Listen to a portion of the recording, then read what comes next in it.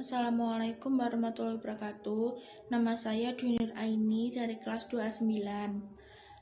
Judulnya yaitu Anatomi dan Faktor-faktor Siklus Ekonomi.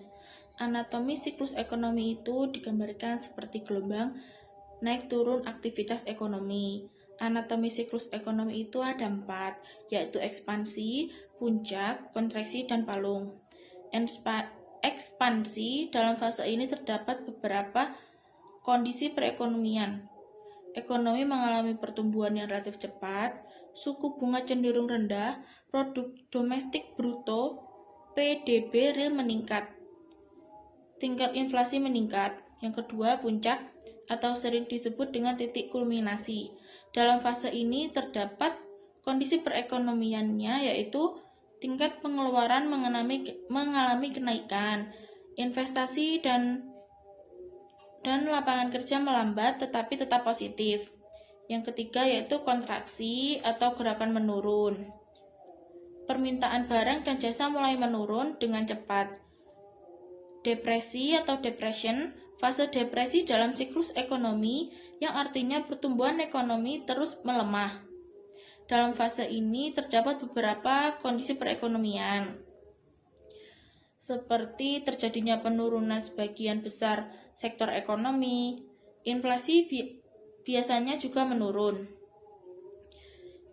Selanjutnya yaitu palung atau nadir.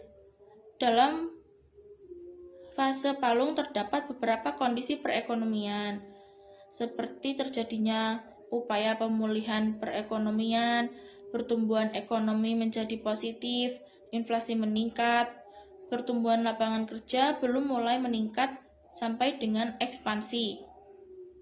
Telah berlangsung dengan meyakinkan.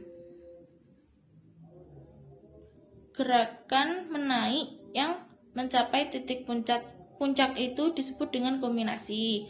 Gerakan menurun yang mencapai titik rendah itu disebut nadir. Penurunan ekonomi jauh di bawah nadir disebut depresi. Faktor yang mempengaruhi siklus ekonomi yaitu yang pertama siklus pendek, itu iklim dan cuaca, perubahan cuaca. Siklus jangka menengah itu siklus bintik matahari. Siklus jangka panjang yaitu pengaruh adat istiadat atau kebiasaan. Sekian dari saya dan terima kasih. Mohon maaf bila ada salah kata. Dan wassalamualaikum warahmatullahi wabarakatuh.